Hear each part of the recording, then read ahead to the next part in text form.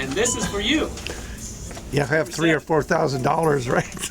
I know. I love shaker tables. This is more up my alley right here. Keen makes one called an RP4. Fantastic machine.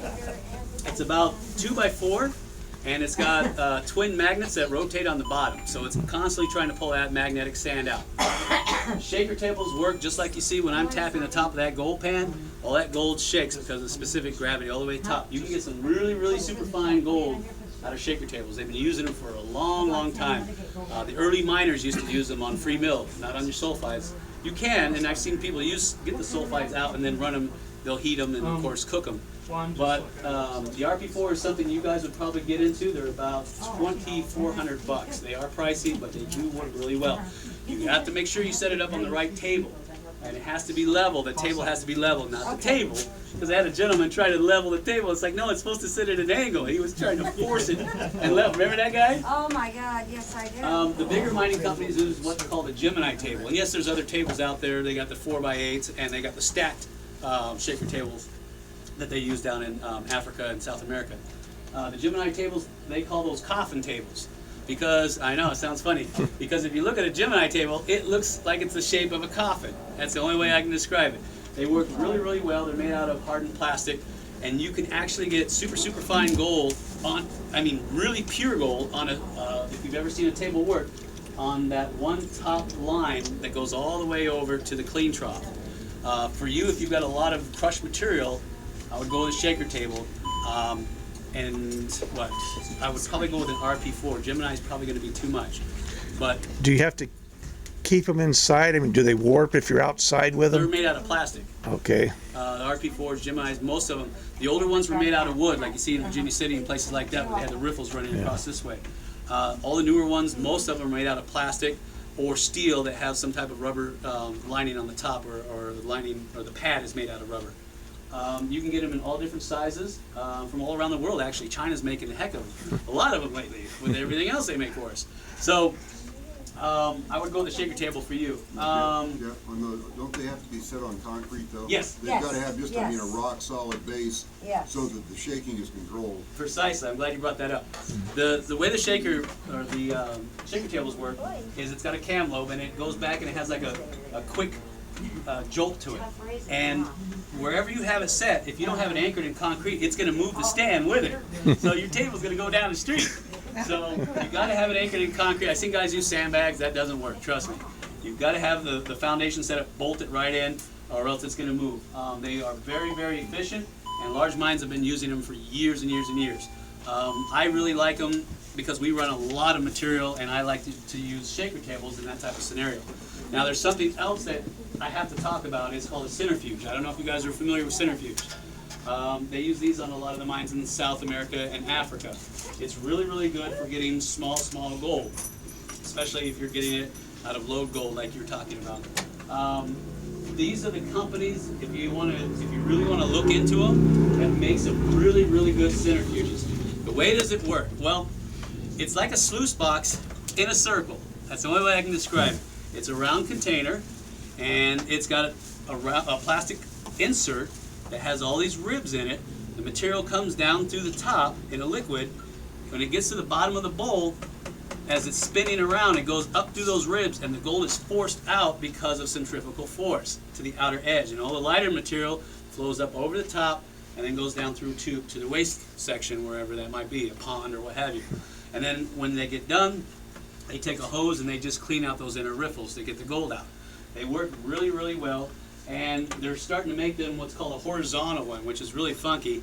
Instead of having it feed into the center, they feed it along a long pipe tube, and it spins at a tremendous speed. So the gold is forced to the outer edges while the lighter stuff is blown through. It's a really good machine, but unless you got a big mining company, I wouldn't even think about it. They're about $10,000. So, and they go up from there. The ones I really like are the Nelsons. They use those all the time. So if you want to look that up, that's what I would do. Any questions? You knew I was going to talk about smelting. Okay, this has probably been used for, gosh, forever and ever. It's a very, very easy way to get the gold, fine gold, out without having to use mercury. A lot of countries use it. South America uses it. Africa uses it. Small miners here, I've done it before. It's not that hard once you understand the principles. All you have to do, and I have a kind of like a list right here, is you got to have a furnace that gets up to about 2,500 degrees. Gold melts at 1,950 degrees, I believe, somewhere in that range. So you're going to want to get that gold hot enough to melt. Next, you're going to need a crucible. We use graphite, so you can use a ceramic. And it's going to have to be big enough. It should be twice the size of the material you're running. So if you got 10 grams to run, you better have a 20-gram crucible. Because sometimes when you're heating up that flux, it'll actually start to bubble and raise. And if your crucible's not deep enough, guess what? Your furnace is going to be filled with all kinds of flux. And you don't want that because you have to chip it out when it cools. Okay, now the fluxes we use is the Chapman flux. I love this stuff. If you go to a company called MakeYourOwnGoldBars.com, there's a guy there named Steve. Fantastic guy. He'll hook you up with this stuff. It's great for purifying gold and silver. That's a specific job. It's got borax in it and a bunch of other stuff. In the old days, they just used borax, and that's what they're trying to tell them what to use down in South America and Africa, because, especially South America, because they're using mercury and it's killing everybody. So you can use borax instead of using mercury, and you just burn it inside of a furnace. Now the way it works is, you'll put it in your crucible, you'll leave it in for about 30-45 minutes, you're going to you're going to want to preheat your mold. And you have to use what's called a conical mold. You can't, I wouldn't use anything else. You probably could, but it's going to be a mess. Conical mold is going to force all the gold, which is heavier, down to the tip. So this is actually, I've got it upside down right now, it would be the other way. And when you go to pour it in, make sure that your mold is preheated. If not, you're going to get a big surprise from what's called thermal shock. You go to dump something in at 2,000 degrees, that's maybe 75 to 80 degrees, and that temperature change is going to tell this stuff, hey, I'm going to rapidly cool you. I can just see me trying to smelt in there, and what are you doing? And it pops and blows up, and of course I'm in the doghouse for a week. Yes? At the show a couple years ago, they sold a bunch of the microwave ones, and people went out and got separate microwaves for them, and they've all been very disappointed with it, so I wouldn't waste my money. Okay. Mercury! You know I'm going to talk about that! All right. I love to talk about this because nobody wants to talk about it. And I'm the type of guy that likes to talk about stuff that nobody likes. So, yeah, especially my Dowsing video. Anyway. Okay, mercury. If you use mercury the right way and you know the problems and the issues with it, it can be done in the right way. But if you don't, I wouldn't mess with it because you're going to have some health issues and possibly legal issues if you decide to mess with it. Mercury's been around forever. They've been using it forever to trap small particles of gold. It's great for amalgamation. It amalgamates with silver. Actually amalgamates with a lot of metals. They used it in the old days. They would coat the copper plates in front of the stamp mills. So when the material came out of the stamp mill, it would get trapped. They'd scrape it up, run it through a retort. Everybody's happy. Now, you can buy mercury on the market, but they cannot ship it on an aircraft. Mercury will eat aluminum, believe it or not. It cannot be on an airplane, ever. So if you go to the airport with mercury, guess what? You're going through the hoosegow because they don't want mercury on it. It'll actually eat through the airplane if it spills. It evaporates quickly. You've got to keep it in water. So if you happen to have mercury and you buy it from one of these chemical shops, don't store it dry, keep it in water because you'll go in about a month later and it'll be gone. And then you'll be like, great, now I'm sucking in mercury fumes in my house.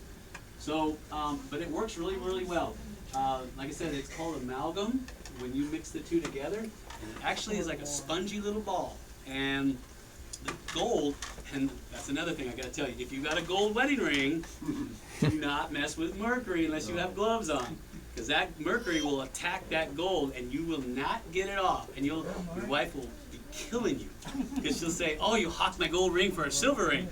No, that's the gold, but it's got mercury all over it. So, and I'm going to tell you how to get that mercury off of it. The black sand should be prepped before you use mercury. Because if there's any dirts, oils, or contaminants on that black sand or that gold, it ain't going to work. It will just, the mercury won't be able to absorb the gold. It'll actually kind of repel it. So you're going to have to prep it. The best way to do that is you take your cons, distilled water, and lye. Be careful. That's some nasty stuff. And what you're going to do is you're going to run it in a tumbler like that. And I would put little stainless steel balls, which will not react with mercury, inside, and what it'll do is it'll help amalgamate that mercury with the gold, and it actually try to crush up some of that black sand in the process. And if you look at some of these gold mines in South Africa and particularly South America, they got these big old drums that they do. They're called barrel amalgamators. And you'll see banks of them, just banks, and they'll put the material in there and run it all day. And then at the end, they'll dump it all out, and it'll be a big old amalgam ball with gold in it. And then, of course, they'll, unfortunately, they'll sit there with a torch and burn it off. And then they'll have a bad headache, and in about 2 years, they'll be dead. So, yeah, I know. So, what you're going to want to do is clean it up with lye, distilled water, and of course, here's the formula if you guys are really interested.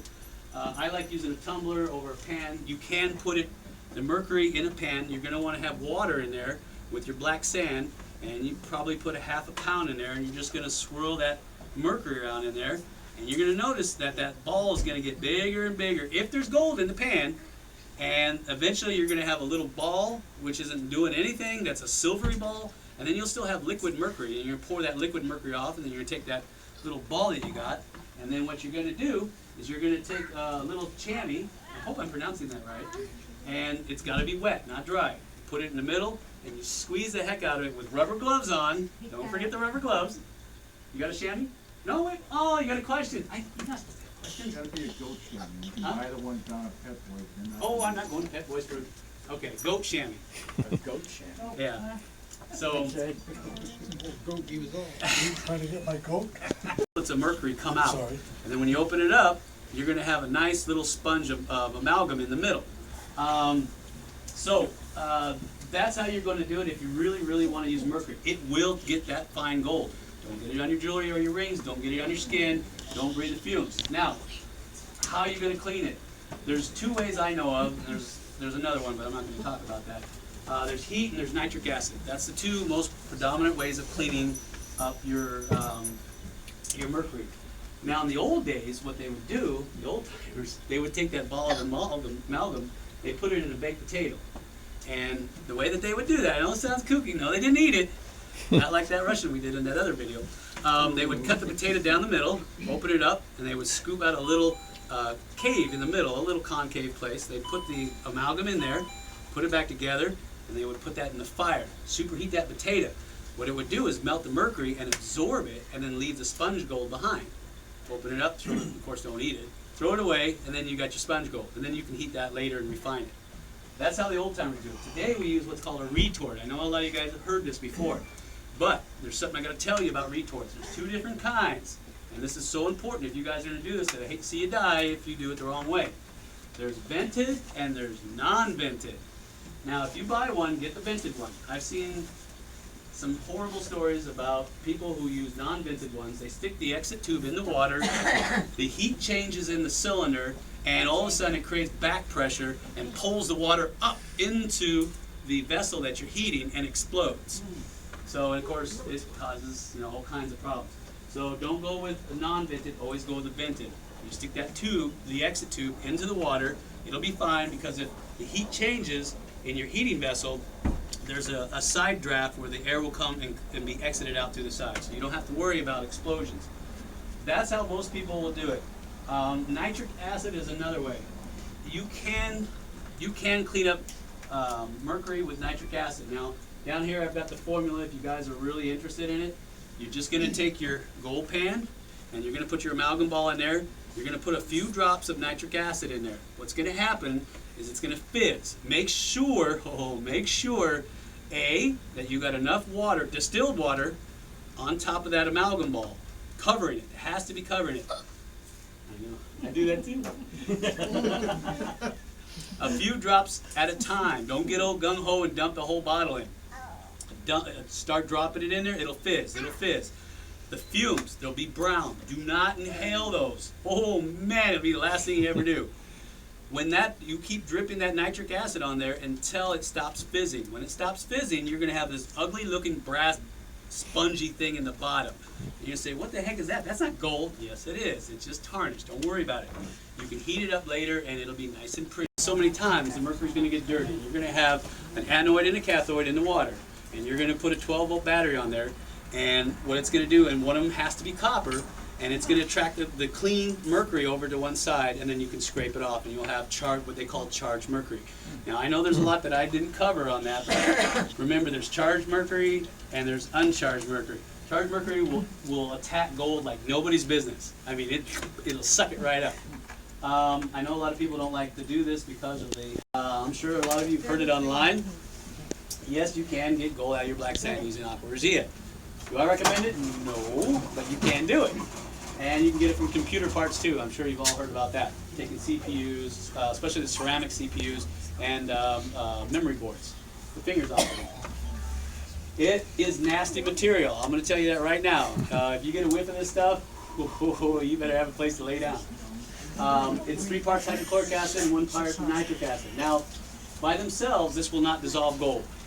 Neither one will. But when they're together, the nitric acid will actually get the gold away from its...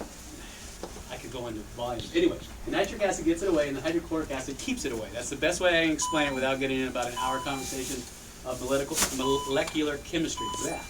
So, you mix them together, very small quantities, and then you're going to it'll put the gold into solution. What it does, it'll actually turn gold into a liquid state. I know that sounds weird and funky, but if you guys been around mines, you know cyanide does the same thing.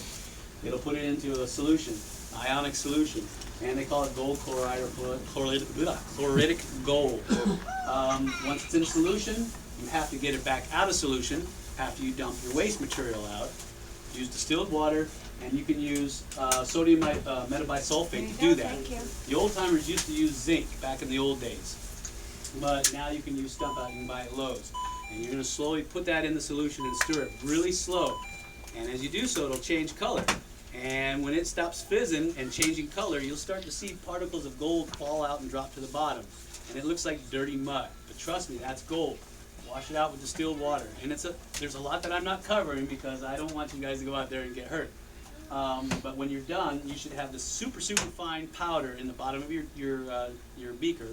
And that is 99.9% gold. It don't get any purer. And then you can actually put that in a crucible, melt it, and you will have 24 karat gold ready to go right out the door. And then Midwest and AR Gold, 98 to 96% spot. Can't beat it. Don't take it to a pawn shop. Oh my God. So anyway, that's my 10 ways. And of course, you know I'm going to ask questions now. Stumps of trees, and it eats it all away. Yeah. That's basically what it is. And so you can use that. And like I said, in the old days, they used to use powdered zinc to drop gold out of solution. So, and I didn't want to get into cyanide because none of us is going to play with sodium water, but it's not. It's diluted sodium cyanide. And it's sitting on top of this huge rubber pad. And what it does is, as the cyanide goes down, it attacks the gold and puts it into solution. And as it dribbles down, it hits that impervious level, which is that huge membrane of rubber. And that rubber feeds into a central pipe. And then that pipe goes back to the lab where they drop the gold out of solution, except they use activated carbon today. They don't do it this way. So that's how most of your modern mines work with sodium cyanide. And it's like I said, it's like at the Carlin Trend, that's what they're going to do for really low grade ore, things like that. At high grade, you don't need to mess with sodium cyanide. And you have to know how to use cyanide because it's almost an art, because if you have other metals in there, it's going to mess up the process, the chemical process. So you have to know what your tours out to a gold mine in Searchlight, his gold mine. And I've been in his mine, so I already told him what was in it before he bought it. Anyway, he has the licenses and the insurance to do this. I don't, and which is a liability issue. And he has the vehicles to transport people, which I don't. And so I'm teaming up with him this year so we can get people out to his mine, and I can go over, since he has the insurance on his property, I can say, we're going to bust people out there. This is how much it's going to cost, and I'm going to give you hands-on experience on how to find both placer and hard rock right in the field. So that's coming up this year. I didn't want to let the cat out of the bag, but See, I don't understand why that's such a liability. It's a big liability. Oh, I yeah. would take anybody in any of our vehicles as an owner, or what Jeff is doing, because if there was an accident, you can sue us, and we don't have the insurance to pay for Yeah, it. so- So you have to go through the right place. I figured since he's already got all that, and he does it all the time, I'm just going to link it up with him. Good idea. And I know Searchlight like the back of my hand because I've been in there since I was a kid, and I love those mines. There's not a lot of gold left in there. That's why they call it Searchlight, because they said it'd take a searchlight to find it. So that's a true story. But his gold mine, A lot of people don't understand limonite, and they are not familiar with it. And I want them to become familiar with it because it's an excellent source of secondary enrichment. Nice gold deposits can be found in limonite. And I think people should be aware of it, not just the milky quartz like you always hear on the Discovery Channel. So, And then out of Pahrump, a lot of the gold's in the basalt. yeah, which a lot of people aren't familiar with that as well. So that needs to, So, Is that like leverite? leave it right here. That's a leverite. Leave it right here. So, all right, if that's it, I'm gonna